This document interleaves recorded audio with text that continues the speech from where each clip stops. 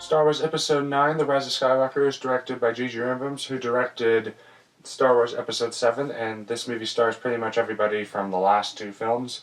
And when Palpatine is back, because Snoke died in the last few movies, so they're saying that Palpatine was pulling all the strings in this film, they finally have to try and defeat the Sith once and for all, because this is the big climax. This is the end of the Skywalker saga, and did it do a good job of closing so many films? Well, let's talk about it. So this movie's okay. I think this movie's actually pretty good. I liked it a lot more than The Last Jedi. I feel like this movie gets a bit more hate than I think it should. I understand that this movie was supposed to be the big climax and close out for this entire Skywalker series, but I don't think it did a terrible job of that, and that J.J. Abrams didn't have much to work with considering of what happened with the last movie of The Last Jedi, because Rian Johnson completely just botched the franchise, so this movie has to fix what that movie did and also be its own film and close out the Skywalker saga. So it had a lot of things to do, and there wasn't like a lot of time to do all of that. So I'm going to start with my negatives, and my biggest negative with this movie is obviously going to be the story. It is very rushed. The first act, I'd say, is really just rushed, and it has to kind of fix what The Last Jedi did and explain and kind of tie it into this film, and then some new things have to be invented in this movie, and it just feels very rushed and everything's happening like very conveniently and stuff. I don't hate the story for this movie. I actually really like the second half, just like with the last one, but the first half is definitely very rushed and a lot of stuff happens that doesn't really make much sense. Like for example, when they just fall into that random sand pit and they just find the dagger that they're looking for, and they're like, oh wow, this dagger can take us to where we want to go, or it's a clue to where we want to go, and it's kind of also a McGuffin storyline where you have to find this, and this clue takes you to another place, and then there's another clue, and it feels just like boom, boom. But once they get all these clues done, then it really improves in the second half of this film, because the first half was just all this McGuffin stuff kind of happening, and it just wasn't really fun.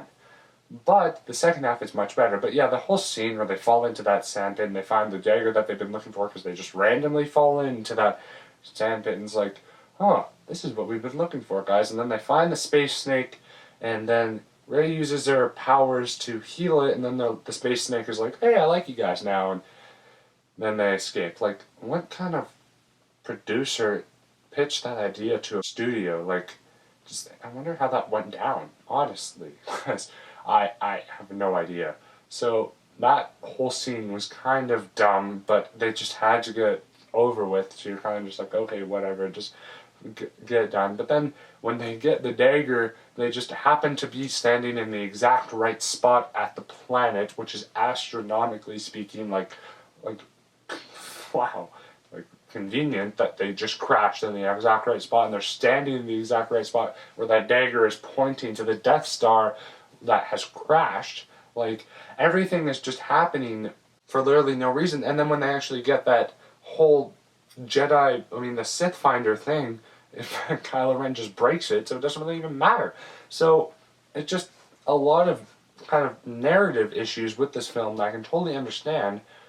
But going into kind of my positives now, I do enjoy that second half a lot, but there is still negatives with the characters. Like, I think that they're better than in the last movie, but still they're kind of taking another step back. But going into the positives, I think that this movie has a very good energy to it. It's very colorful, it's vibrant. I think that it's fun all throughout. You can go along with the story even though it's really rushed and kind of confusing at times.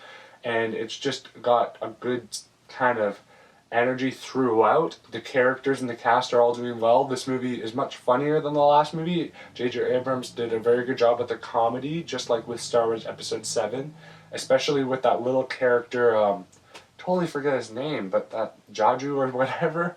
I thought he was awesome. I think that there's a really great arc here for 3PO that the other movies never had for him, which I thought was absolutely incredible, because it's cool to see 3PO have an arc, and he's got a lot of good jokes in here, and I think that Finn and Poe have a good bromance here. They do a very good job bouncing off one another with jokes and everything, and I think that Rey has okay of a storyline, but it's not great. But Kylo Ren does have a good arc in this movie. Like, he is the only character out of the entire Disney trilogy that has a continuing arc through all these three movies, and he's probably my favorite part about this movie. I think Adam Driver does do an amazing job with this character, and all of that was great, and he, by the end of this movie, he finally is a Jedi, and I thought that was awesome. And that one scene where he is talking to Han Solo, I thought that was fantastic, and there's a lot of great moments throughout this movie. I think this movie is shot very well, has